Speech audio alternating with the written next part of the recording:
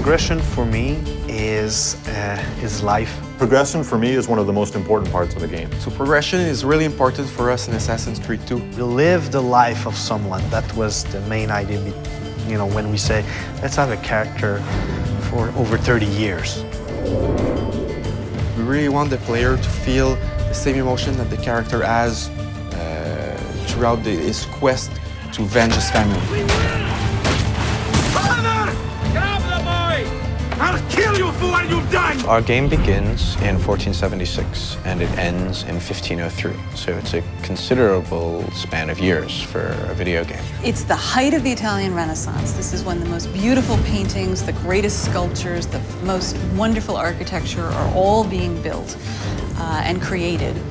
And at the same time, it's a period of political intrigue and drama and violence as well. What do you want, Fieri? So many things. A prettier bride. Oh, and yes, your life. There was a lot of, like, really sparks of energy and interesting ideas that happened during that period. We also want our character to go through a change. I think the mission structure is completely compatible to the time span that we want to cover, in the sense that it allows us to have some flexibility and really focus on the most poignant events that happen in history and in Ezio's life throughout his progression. Throughout the game, he's going to encounter people. I was hoping you could help me with something. He will have friends that will teach him abilities.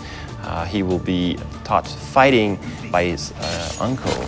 He will learn a few skills from the different groups of different factions in the crowd.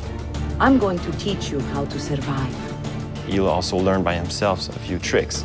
And this will make sure that the player progresses in the game in a way that always varies the experience. If your character isn't evolving and it's not, like, you're not looking, oh, what's my next new toy, or what's the next thing that I'm going to get to play with, the game will feel stale. So it's very, very important that the game feels refreshing. You know, every new mission that you play, there's something to look forward to at the end of it. The more and more the game progresses, the more and more anger he has, and the more he has to let out that anger. So the moves just keep coming and coming and coming on what he can do with the different weapons that he has. You start with just basic sword attacks and the ability to defend yourself. And then we introduce disarming and counter kills, and then from there it all opens up. The player will be requested to actually buy some of his gear. For example, we have the armors, which will give him more health points, hit points in general. He starts with various sets of armor, the first one being just leather armor, and then it moves throughout more metal armor, provides him more protection. In AC1, we sort of gave the player, without any choice, this is what you're going to learn next. Whereas in AC2, the player has much more choice. Since such a large part of Ezio's story is him, you know, answering the question, who am I and what am I doing here and what's my purpose? You can't answer that question in a year or two. You know, it takes the span of almost his entire life.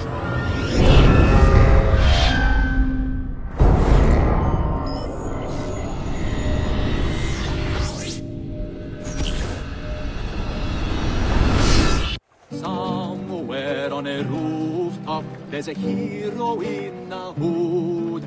Fear him not, lest you who have sinned, for his cause is good.